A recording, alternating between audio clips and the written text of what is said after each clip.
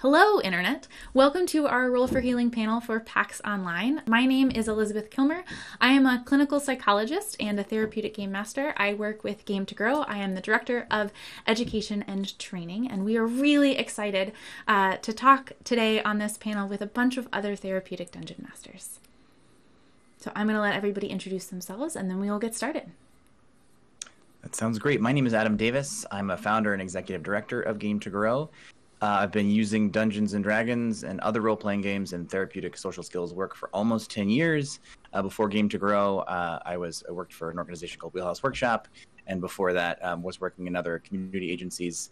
I've also worked as a classroom teacher. My master's is in education with a specialization in drama therapy, so I use a lot of dynamic role play in my work. Hi everyone, my name is Bhavika Parmar. I'm a national certified counselor and I'm a licensed professional counselor intern supervised by Beth Coles. I currently work at a private practice called Uplift Counseling Services in Allen, Texas. And I also work for a nonprofit called Chetna. And I've been facilitating Dungeons & Dragons in therapy with kiddos for a little over a year now. Hey, I'm Heather Whittle. I'm a clinical psychologist from Boulder, Colorado, where I have a private practice called Boulder Valley Psychotherapy. And I primarily work with neurodiverse clients, and I've been using Dungeons & Dragons in groups or for therapy for a little over a year. Hi, my name's Chris Spielmann. I'm based in Denver, Colorado. By profession, I am a high school, middle school science teacher, but I'm also a social skills games master. I've been doing that for about 3 years through some therapy centers, and most recently I have joined the Game to Grow team. And hi everybody, I'm Julia Stammen, and I'm a licensed professional counselor in Austin, Texas. I have a private practice called Heart of the Realm. And I see adults who identify as geeks, gamers, and misfits. So I see individuals, and I also run D&D therapy groups for adults. Awesome. Thank you so much for being here today. We're really excited to have y'all. So my first question is for everybody. How did you get your start using tabletop role-playing games therapeutically?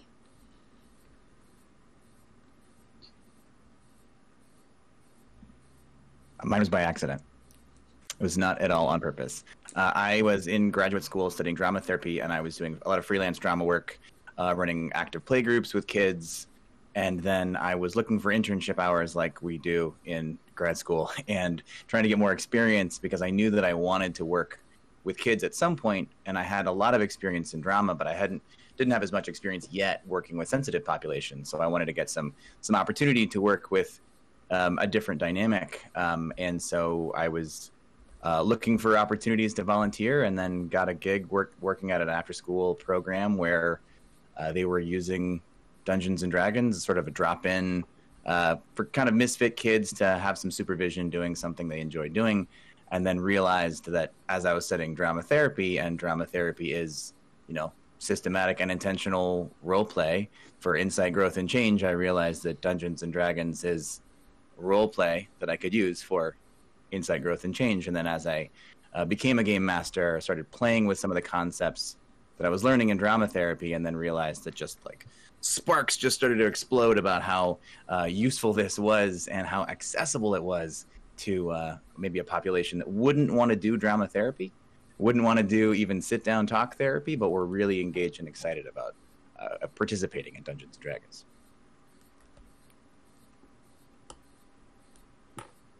Mine was not so random. My wife has been involved with Game to Grow for a number of years. They've written a Kickstarter product together called Critical Core. And so I've experienced my wife's enthusiasm for this for a number of years. But I only started doing this when I first moved to America about 3 years ago. My son was having a bit of a tricky time making friends in school.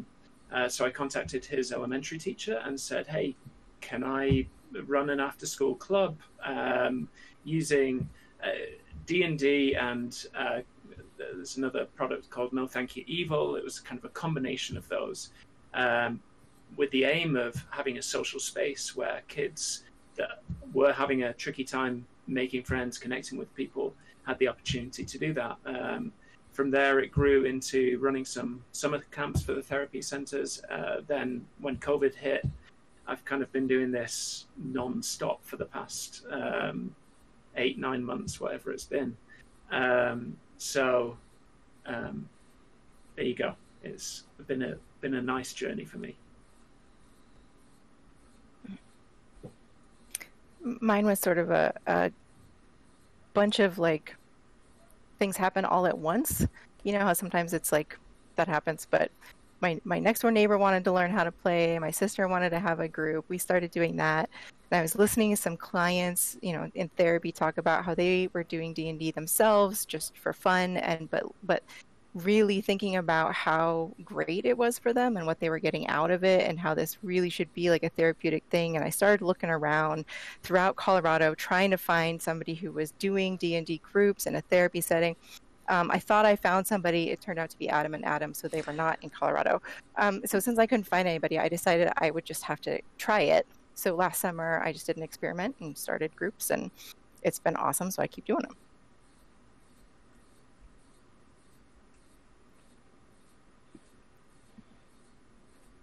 I have a really similar story to you, actually, where I actually started with my supervisor when I was an intern. I was kind of looking at where I wanted to focus my clinical specialization on.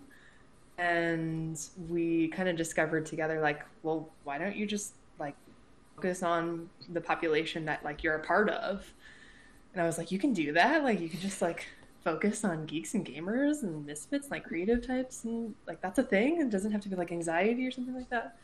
And she was like, yeah. So she was a huge supporter in being able to develop that. And I started out with individual clients who were bringing their casual characters into our sessions and talking about the group dynamics that were happening in their D&D games. And so I started looking it up, and I also found Adam and Adam. So it's kind of weird to be doing a panel with him and you all. It's really cool. I'm learning out. So yeah, I started researching, and I researched hard, and it's a pretty new journey for me as well. So I started, my first experience with tabletop role-playing was when I was an intern at the Dallas Children's Advocate Center. That's where I met Elizabeth, and she actually brought this modality into the Advocate Center. So I remember venturing out, and then she, you know, taught me how to play, and we kind of got together and just started to play, and I got so much insight out of it. I was like, okay, I'm convinced this is something I want to try out. And then we kind of transitioned from there. But my first experience was actually because of Elizabeth. She's the one who introduced it to me, and I'm very grateful. It was a lot of fun. Bhavika played an NPC, which was something that we did in the group, both to like have someone else in the group. But when you have like 6 or 7 players around the table, combat can get really, really squishy. And so her character had narcolepsy and would just like fall asleep. It was amazing. She did an awesome job. You're the narcoleptic. Yes, I've heard this she's the narcoleptic that I talk about every time I talk about having multiple facilitators in a group. So many stories about this narcoleptic co-facilitator. That's great. Yeah, you're narcoleptic character. You were like a turtle character too. I was, yes. You have a good memory. It was super fun. It was the first time I had like gotten to help train someone else in this modality, so it was exciting. It was a fun group. Yeah. Okay. So my next question is, I'm sure a lot of the people that are coming to this panel have a general idea of like, how is this therapeutic? How is it going to be helpful? What are the kinds of things that you're seeing in your group, the kinds of growth and change? And that can be just a laundry list of skills, or if you have stories, because stories are interesting. Like what is it about this that makes it work?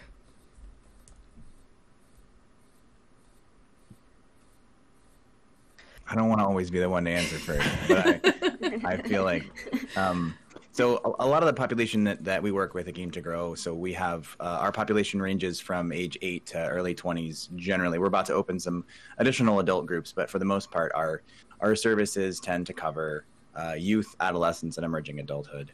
A lot of whom have some degree of social setback, and we are sort of diagnosis agnostic, but a lot of our participants come to us with social challenges, sometimes related to mental health and sometimes not.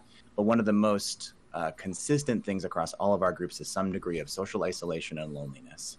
And I would say one of the things that is so immensely profound about the work that we're doing with these young people is that they finally have a community, and they finally have a group that they can show up to once a week and feel like not only they can contribute to it, but their presence actually matters, and they are appreciated for the unique perspectives that they bring and the unique experiences that they have, which a lot of our participants are told throughout their lives by teachers or parents or community members that there's something wrong with them, that there's something wrong with the way that they interact with the world and behave and participate. And so finally there's a place where people can show up and be celebrated for who they are and the perspectives and the uniqueness that they have. And one of the I get emotional even thinking about these sort of stories, but I've had so many stories where participants who are socially isolated and sometimes have never really had a friend before or been to a birthday party or anything like that. I had a group that group of adolescent boys, and at the end of the spring when we're transitioning into the summer where we were taking a break to have different kinds of programming, these adolescent boys stood up from the table and kind of paused before leaving to go be picked up by their parents, and they kind of looked at each other, and then they were silent for a little bit, and then they said, I'm going to miss you. I don't know what I'm going to do, which is what I've been doing for every week. And then they kind of gave each other a hug for these adolescent boys to do that. I mean, that's a huge thing for them to do this, and those are the kinds of small moments, these kinds of fugitive moments amidst the just intense amount of invalidation that they're getting on a daily life as part of their daily experience, either being in other forms of therapy that have been a little bit dehumanizing. So this is an opportunity for them to really make a friend and build a community. Yeah, I'd really echo that. I mean, it is fantastic for that. It's also a great place to practice skills. And so I've worked a lot with kids or teens who have autism diagnoses or who have ADHD, and being able to have a place where they're motivated to take somebody else's perspective, being an advocate for themselves when they need to kind of put themselves out there and say, this is what I want, or whatever it might be. There's one story, I've got a great situation that happened about 5 weeks ago, I think, where two members were practicing having a conflict with each other. One member really wanted to chop everybody's head off, not within the party, but to chop off the heads of everyone that was in their way in the town. The other member, they were deep down underground, and they'd never come across the surface before. They didn't even believe in the surface. And this other member of the party really wanted to introduce these people to the fact that the surface exists, the sun is real, birds are real, and was very excited about this and had spent a long time convincing these people to come with them. And these characters were then watching other members of their town have their heads chopped off. And so they clearly didn't feel very comfortable anymore, following this party around. And so the two players had totally different goals. One just wanted to collect severed heads, and the other one wanted to introduce the players to the surface. And so creating the space for these two players to work out conflict. And at one point, one player, the one that was trying to guide them up to the surface, even said, "Can I attack my party member?" So I had to put some boundaries around that and say, no, you can't harm each other, but I wonder if there's some way of you guys working this out. And it was through hearing that this other party member was so upset with him that he actually wanted to attack him, that this kid who had an autism diagnosis really managed to take the other person's perspective and say, hold on, I'm ruining his plan, and I'm ruining his fun through doing this. Maybe I should change my plan. I'm going to chop off one more head, but then after that, I'll help him to get these people up to the surface, and this little conflict resolution that was happening as well. So it's a great place to have skills being practiced, social skills being practiced in a way where they're intrinsically motivated to do it, not being told, here's a fake scenario, you have to now work out how to solve these issues. So it's great for that. So it sounds like you weren't saying like, hey, you can't do this, this is how you have to solve this problem, or you just have to get along, or you just have to compromise. But the absolutely collaboration and the decision making was happening as part of the throwing game. it back to them. Yeah, throwing it back to them and letting them see, do you want to keep on chopping people's heads off or not? You've got the freedom to do that if you want to. If you don't want to solve this conflict, I'm leaving it in your court. Fortunately, it worked out. If it hadn't, I would have had to have taken some other strategies. But that was a great time where giving it to them to sort out, it worked out well. I think there's this layer of like emotional safety that comes with the game that I find is really powerful, right? Whether it's like, okay, I'm gonna pretend to be this other person for a period of time, which means I can experiment with different ways of being that maybe I'm not that comfortable with, or maybe I've wanted to try out, but I feel like I can't.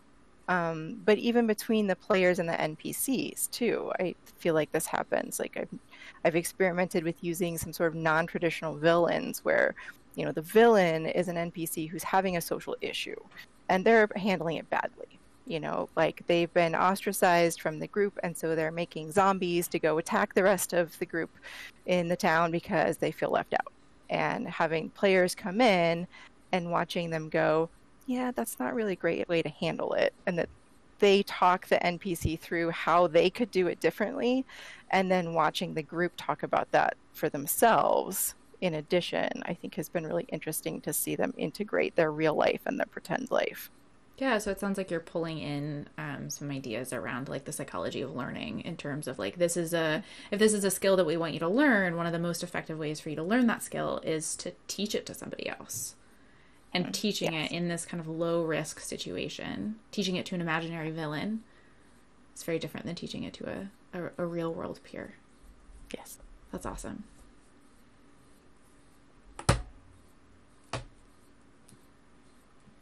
I think for me, one of the things I've noticed with the kiddos I worked with at the private practice, it was mostly working on skills building, but all of them pretty much, it was a range from, the kiddos are ranging from 8 years old to, I think the oldest was 16. So it was a good range. And all of them pretty much struggle with social anxiety. So for them to be in this group setting was a very big deal. And one of the highlight moments was probably like the second or third session. The youngest kiddo in the group, she was very, very quiet, extremely quiet. She was just observing everybody. And there was this moment where all the other kiddos were just fixated on one side of the map, where they're trying to figure out which direction to go in and trying to figure out if there's any traps or anything. And then she decided to speak up. And everyone just like looked at her, and one of the other kiddos was like, okay, she has something to say, let's pay attention to her because she hasn't been saying anything. And just that interaction, there was a switch that happened there. And for them to hear her out and for her to even put forth her suggestions and back that up with information saying, if we take this route, there might be less traps because of this, this, and this. And then I remember one of the older kiddos decided to praise her for speaking up and saying like, that's a great idea. Moving forward, her confidence just like was shining throughout the whole gameplay. Seeing that switch over and seeing that support was a very big deal. considering that they were all struggling with social anxiety. So I think having this safe place and knowing that there is going to be not only support from the facilitator, but from the peers that are within the group, I think that was a really big deal. So communication strategies, problem solving, that teamwork was very essential. Absolutely. Those are awesome stories. And I love how much of a connect there is from like, this is what was happening in the game to then this is what was happening in real life, right? We see this translation of skills. We see this translation of experiences. I felt really supported in the game and it gave me this extra confidence in real life. Mm-hmm. That's really awesome. One of the questions we get a lot is, what system do you use? Is there a magical system that makes the therapy better? Like, so can y'all speak to that? What system do you use? Do you think that that's the right system? Are there other correct systems? I'm not going to answer first this time.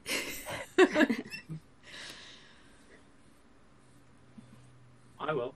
I use D&D 5e mostly. I have used No Thank You Evil, but honestly, it's not being constrained to the rules of the system that you're using. So while I say I use mostly D&D 5e, really it's a homebrew version of that, where I make up rules to fit the whatever the needs of the group are in this moment. So that's me. Pretty similar. I use D&D 5e and the rules for sure, have a different alignment system, but I think I understand when people are like no to D&D and try a different tabletop roleplay game. I totally understand that, and I also think there's room to be flexible within D&D as well.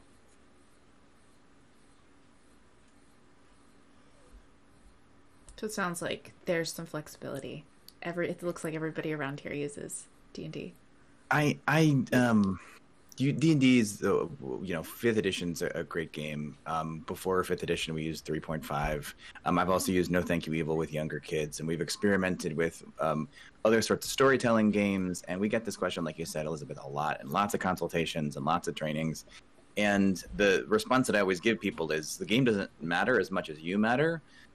The secret ingredient is not, the rule books. The secret ingredient is you and your relationships with the participants in your groups. And so you can play Masks, you can play The Strange, you can play whatever indie games you really spark joy in you, because that is the thing you're going to be carrying with you in building the like authentic relational play that you bring to the table. If you're looking at the rule book and complaining about how much you don't like that game, you're not going to have a good time, and the participants aren't going to be having all the opportunities that they need to have that relational space that you are bringing. So if you have a game you love Pathfinder, play Pathfinder. It's not tied to 5th edition or anything like that. What is nice about 5th edition that I will say is that it's sort of in this sweet spot where the game is not so crunchy that you have to adhere to it all the time, and it gives you very clear opportunities to abandon rules. And Jeremy Crawford has told us several times in person of just abandon the rules that you don't like and add the new ones in, which I think is a great license that 5th edition provides. Every game has that. You can do that with any game, but 5th edition is what is so nice about it is that it's kind of baked in. Mm-hmm. Absolutely. He's talked about the rules as being like a scaffold, and if they're not working for you, then you can like pull out and rearrange pieces of that. Lego rules. Yeah. Rules as written are raw, and you have to cook them and season them the way that you want. Yeah, exactly. I like that. So thinking about like the rules that everybody around here is mostly using D&D, are there any facilitation strategies that you have found to be particularly helpful or particularly effective? That could be a rule that you change, a ritual that you use, something that you would be kind of willing to share or talk about, with the acknowledgement that we are not training anyone to be a therapist in this panel. I was about to say, make sure that nobody goes home and tries to therapize. Don't do this on your friends. Don't do it.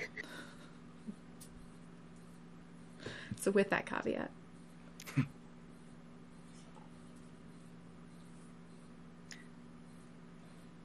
I try using various methods of sort of reward or reinforcement for using a skill that's hard for somebody, or doing something that makes them nervous or scary, or inhibiting themselves if that's what they're needing. I've tried things like the golden dice. You get your like inspiration dice that's literally a gold dice if you are doing something helpful, or you have advantage on the next whatever. Or when I can, I try to make it so it's like the whole group benefits from a thing that somebody did, in whatever way that fits the story at the moment.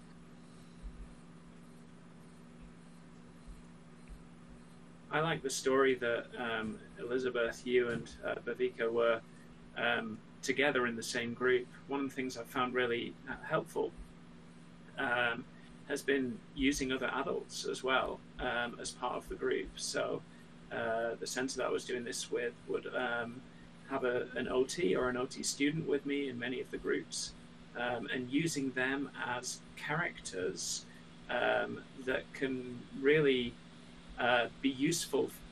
They can take a role that's really useful for the group members. So I remember there was one group member that was really had no theory of mind, almost no, barely even registered that other people were in the room, but had their own narrative, and this is what I want to do in this session, and it's all about making spells that involve Disney characters, and this is what I see, and this is what I do. No real sense of going along with the story with the rest of the party, and using another adult in the room to be, she was the same race as her, she was the princess of her tribe, is the way that we made it, and she was helpless and useless, and I mean, she literally had to beg for help and come close to, she did a great acting job, come close to tears as she was begging this other party member to help her and save her somehow, until eventually that teen kind of made eye contact with her and said, yes, okay, I do go over and stop this thing that I was attempting to do. I think she was attempting to climb up in a tree and get a magic carpet and fly around a bit, or some sort of off-the-wall idea, nothing to do with the combat that was happening at this moment. And using other adults in the room to take on a role that's going to help a player to take a next step forward in whatever they are working on with their skills.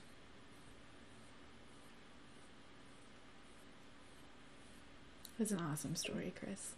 For me, I really believe in the power of the debrief afterwards. Like I said, I work with adults, so I've never run a group for kiddos, so I really just don't know that world.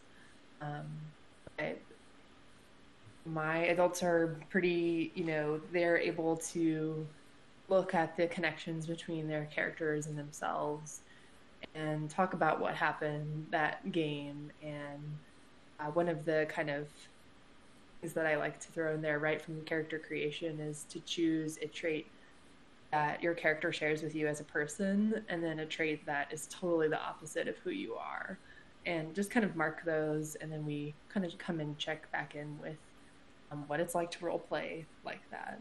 So that's what I get a kick out of.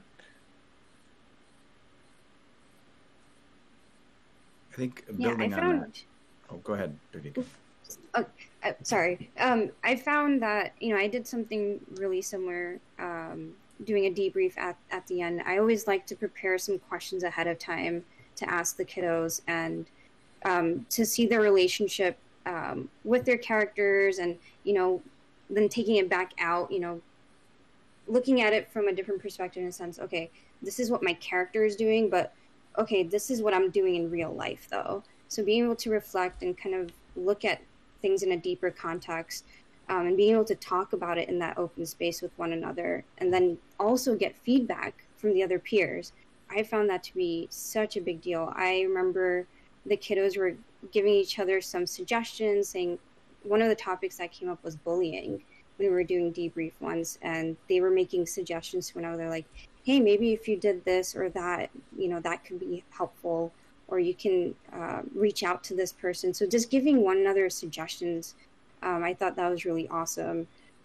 So yeah, that's something I can kind of relate to, that I found really was very impactful. Building on what Julia and I think Chris were both saying, is understanding more of the connection between a player has with their character, I think is one of the most important ways to sort of access the insight, growth, and change that we all know this game is so good at. Because, and we just talked about this in our training yesterday, and we're building it into our training program, but this understanding of what someone is putting into their character from themselves and what they're hoping to get out of being that character from themselves is really, really useful. And I encourage everyone who's watching to think about the characters that they have played over the course of their own D&D experience, because I'll bet you'll see through lines maybe in certain issues that your characters are trying to resolve, maybe some reflections of what's happening in your real life. Like if you were playing a character at a difficult time in your life, your character might have been really wanting to have power, really wanting to have dominion over the factors in their life because maybe you couldn't control the things in yours. And so understanding that and then letting that be an opportunity for the players to have some reflection about maybe the more problematic or maladaptive things they're doing, but also to build some of that confidence from their character. A lot of us play aspirational characters, and thinking about how to translate some of that confidence or some of those successes, because a lot of us work with people who are building skills, and in skill building, you have to have practice, and you have to have practice to build confidence, and then carrying that confidence with you is the way to generalize that skill and use it in a real life situation. So understanding that is the most useful thing, I think, to generate skills and then translate them into real life. Yeah, that makes sense. Those are. I love all these tips. I love moderating panels like this because I get to learn so many things and then steal it and take it and use it in my groups. Well? Yes, do it. And just say about the debrief. One of the things that Game to Grow has taught me is the power of the debrief by getting players to spotlight each other, and that opportunity to say, I really appreciated when you did this, and getting that positive peer feedback that we've already mentioned, working that into each session is fantastic as well. So, absolutely. Yeah, I think that debrief and something at the end to help the kids or whoever you're working with transition from the pretend place back to the real world, I've learned is really more important than I thought it was at the beginning. Like there's folks who have a hard time getting into the imaginary space, and then there's folks who get in easily but have a hard time coming out of it. So helping them transition back to their regular life and separate what's real and what's not real. Absolutely, especially when we're trying to translate the skills and the experiences that happened in that kind of fantasy or role play place back into your real life. Yeah. So thinking about like that transitioning, and the fact that we've talked about how this is it's increasing in popularity as a treatment modality. Do y'all ever get any pushback from kids, from adult clients, from parents, from administrators around like, what is this? Why are you playing games? This isn't real. Anything like that? It's only happened twice in my 10 years of doing this. Have I gotten pushback, overt pushback? Most of it is because there's sort of a selection bias, and people who are not interested just aren't ever going to email me. So I don't have to deal with that much pushback. Very, very beginning of my career in this field, I totally I gave a terrible presentation to a school principal. And I've made a lot of mistakes doing this so that I would be able to have a lot of lessons that I can share with other people. So if you out there across the world watching this need this advice, I'm going to tell you about a sort of a cautionary tale. Is a time that I was really excited because I knew Adam Johns and I knew about this amazing potential. We'd already been doing this for a little bit. And I went to a school to see if we could have them just include a reference point for this in their school newsletter. Maybe they would help get some services to their student body. And we gave a presentation to this PTA, including the principal and some staff. And he said, yeah, no, we're not going to do that. Thanks for your time.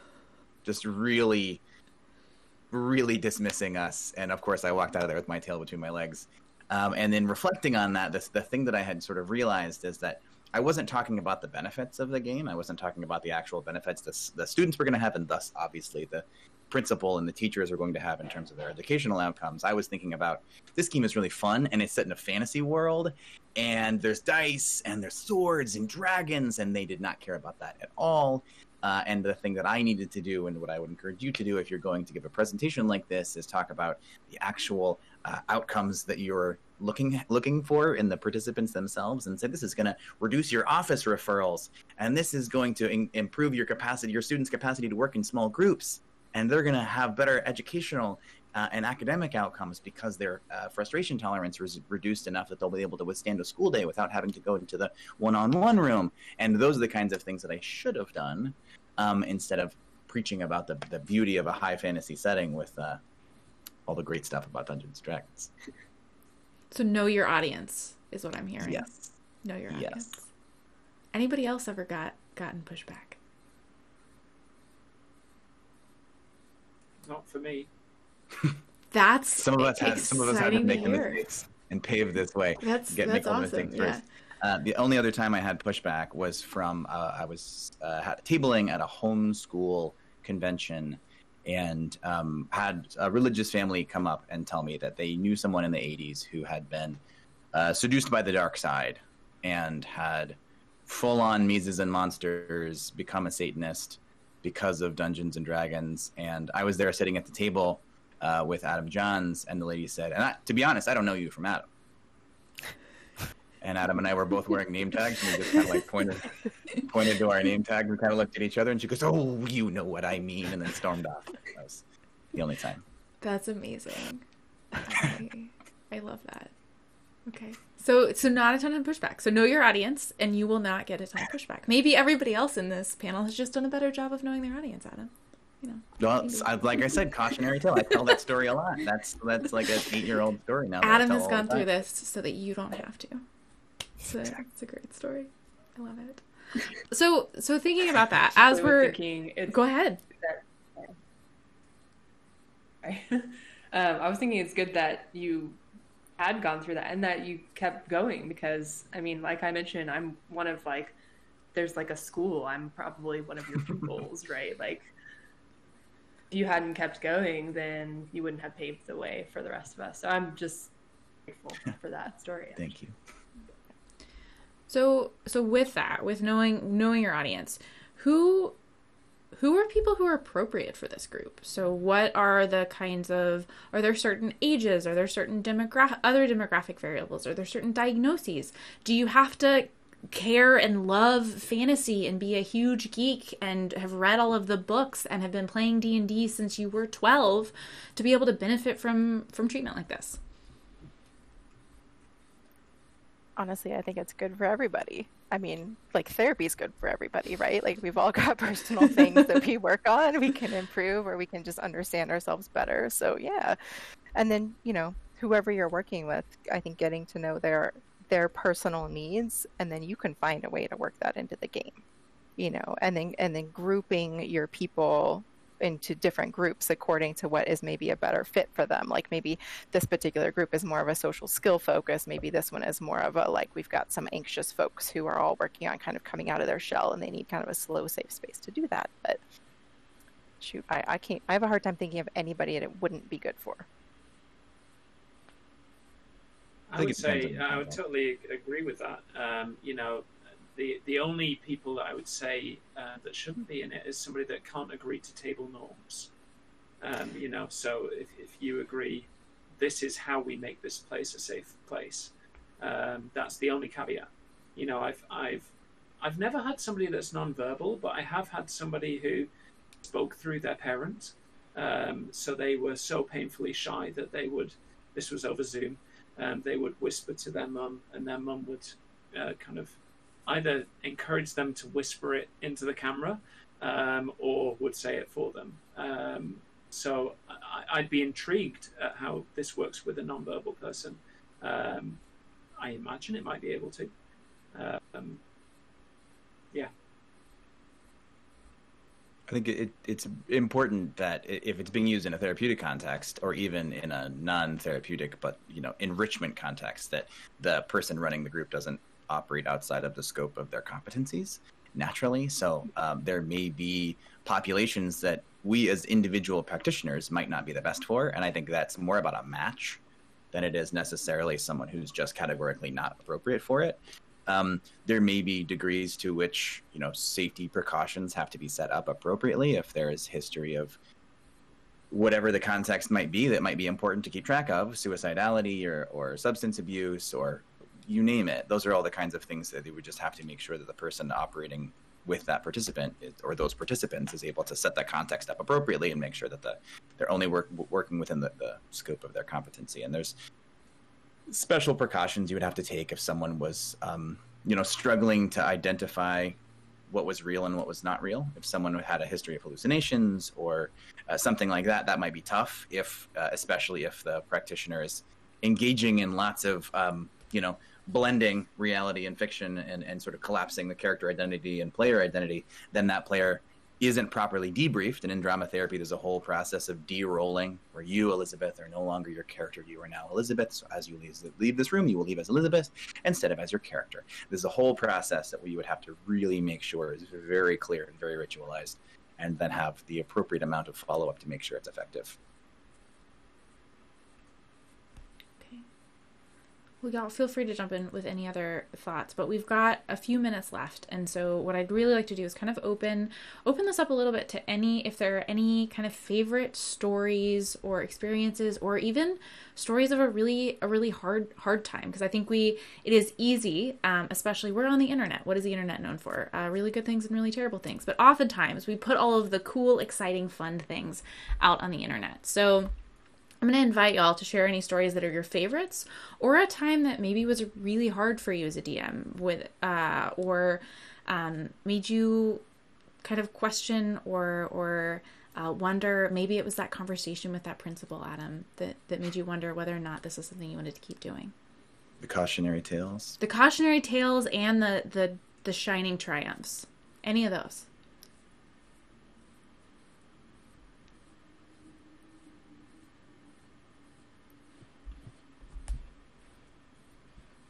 I'll go. I have one. So I haven't been doing this for so long. So when I transitioned from doing this facilitating from a nonprofit to a private practice setting, it was really difficult. I was actually very nervous, and Elizabeth wasn't there, and I didn't have any co-facilitators, so I was venturing out on my own. So I really, took some time and explored more of the content related to D&D and just practice storytelling on my own. So I would say, for folks who are going to venture out and do this in a therapeutic setting, I think it's really important to, get comfortable with the material and give it a try. I just took the leap, and honestly, it was just a matter of just being present and knowing that, thinking back to what I was taught by Elizabeth and kind of finding the character within myself too, that was really important. So that's something I just wanted to share with you guys. Thank you. Yeah, we haven't talked a lot about kind of how to get started in this. And we'll talk about some resources at the very end, but I think that's a really good point. Switching settings can be really challenging when you have a very adaptable modality, but the setting you're moving to looks very, very different than the one you started in. Mm-hmm. Yeah, mine kind of goes along with that. I had the idea to run these groups for so long and was just putting off it out there, and I finally decided to really market. And I had my first group, and then COVID hit. So I wasn't able to transfer online with that group. And so I think a big part of it, my lesson to take away is just keep going, just keep persevering when, things don't go quite your way with the formation of the group even. It's a very niche thing. So finding people that are interested in that and that fits, aren't in active crisis, and can, all of the variables lining up when you're first getting started is it's a little bit challenging, so just keep going. Yeah, I also had some issues with COVID. I had a group running, and transferring it from in person to online was a much rougher experience than I anticipated. That changed the dynamic a lot, and a lot differently than I thought it would. So that has been a rough summer. Coming back, trying to like figure out, okay, let's change this. How am I going to run it differently to make it better? But in terms of like favorite things, like just recently, with sort of a mini group, like a dyad that I'm doing, got a kiddo who is just, has always been really anxious and tries to engage by telling jokes and doing kind of like off the wall stuff and, see people's reactions and things. And, usually gets a response of like, no, stop that. That's not okay. Or not that joke, or right. But, we're running the critical core beta testing for the Game to Go product, and he had this idea of like, right, I'm gonna like transfer this liquid from this place to this place by drinking it and then barfing it into this new cup. And I was like, that totally worked. And he was like, no, what? And I was like, yeah, that worked. And he was like, no.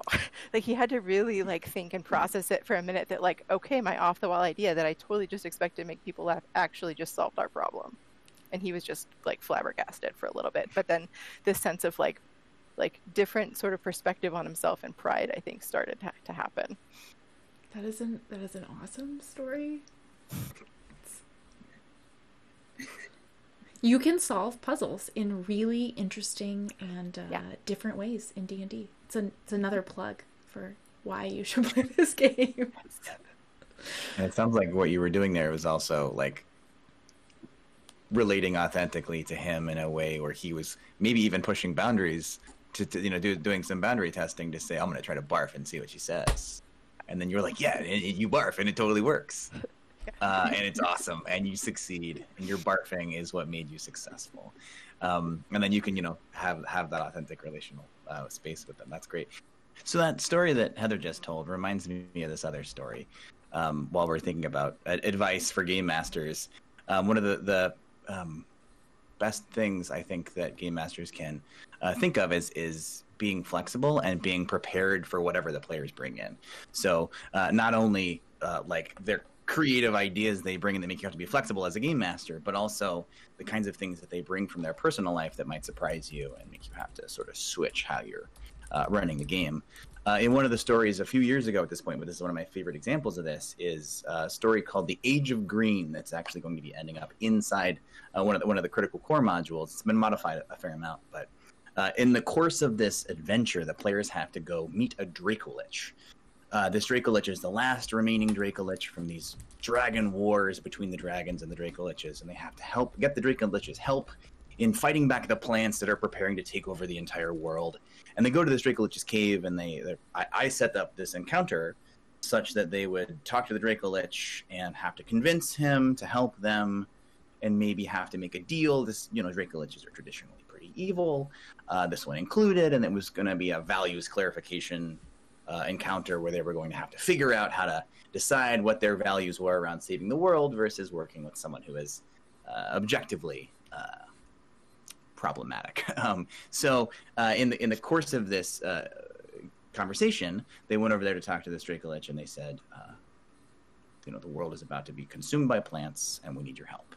Otherwise, everyone who lives out there will be consumed, eaten by plants, or worse. And the Dracolich said, why should I help you? I'm the last of my kind. I have no friends, no family, and no kin. That's okay with me, that the world is destroyed. And one of the players surprised me. And after the Dracolich said that, he said, that sounds really lonely. It's kind of like me. I also don't have any friends, and I'm alone a lot too. And I was sort of taken aback by that as the Dracolich, and decided to shift the Dracolich in that moment from being this deal with the devil type of encounter to a sympathetic character that then they needed to help.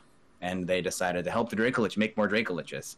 So they found a notorious dragon who had just laid a bunch of eggs, and they agreed that they were going to go to that dragon's nest and paint an ichor on top of those dragon eggs and then turn them into Dracolich babies so that the Dracolich could finally have friends and family again. And one of those players actually, at the end of the campaign, when they sort of retired their character, they became the Dracolich queen and helped raise the Dracoliches. And that moment was a moment of surprise because I had made all of the assumptions that I could about how the players were going to relate to this villain character. And then they brought in something different that was way more important and way more magical for me to play with than a bad guy. And I think that's one of the most useful things that we can do as game masters is be ready for anything.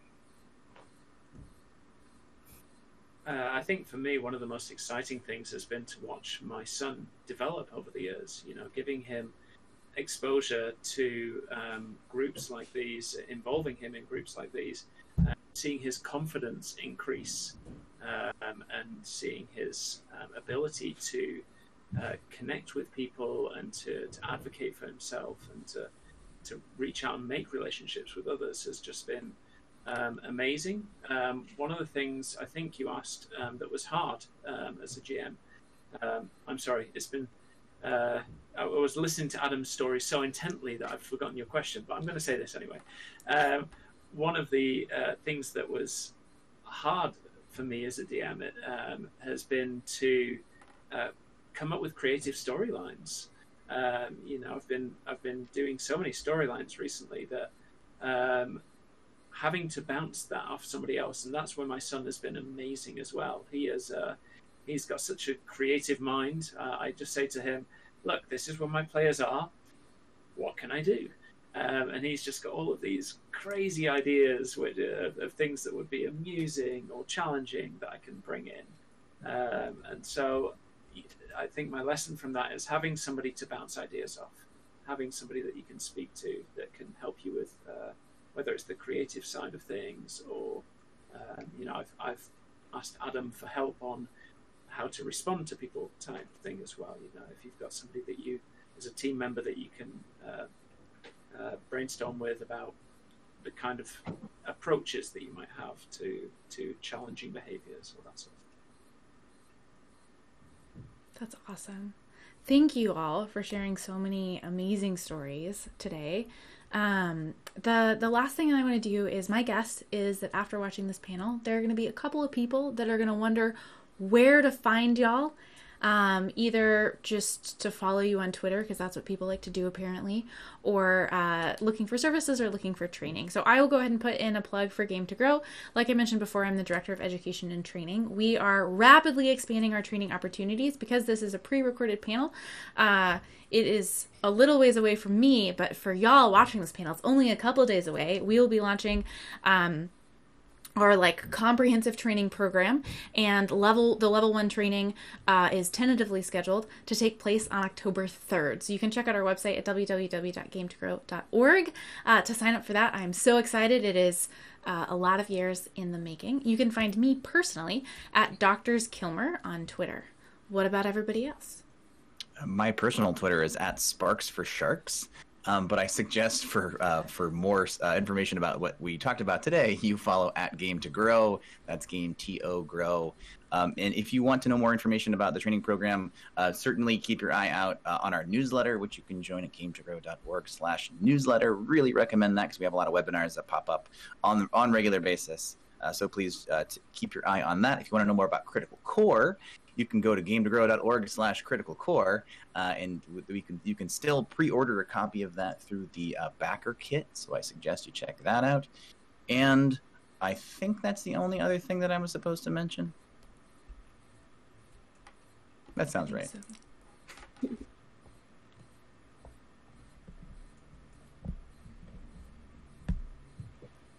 Bhavika, but what about you? Where can people find you? So I don't have a Twitter. So Sure. The best way to reach me is via email. A good email address to reach me at is my first name, which is Bhavika, BHAVIKA, at uplift-counseling.com. And to inquire about services and to learn further about D&D that's happening in Allen. Cool. Heather, what about you? Yeah, I'm not super internet competent. I don't have a Twitter thing. That's But super you can reasonable. find my contact information. Try my website at bouldervalleypsychotherapy.com. Awesome. Thanks so much. I am not a Twitter person either. There is a handle, Mr. Spieley, but I don't think I've posted for several years. The best way to get me is through the Game to Grow team. I'm now a member of that family, which feels great. Yes, we can absolutely connect the dots. Yeah, I'm on the Instagram, Facebook, and Twitter, that order, and it's always just at Julia Spielmann. All right. Well, thank you so much, everyone, for joining us. Adam has another thing that he wants to say. I remembered what I was going to say. Excellent. After I heard everybody else talk about it. The other thing I was going to say is that Game to Grow offers services online now. Yes. This worldwide. is super exciting. So if no matter where you are across all of PAX Online, you can contact us, join our waiting list, and there's a good chance we can get you or someone you know into a group. So make sure you go to gametogrow.org and learn more about that. Yes, Game to Grow offers groups, individual counseling services, and training. All right. Well, thank you so much. Everybody say goodbye. Goodbye, Internet. Thank you. And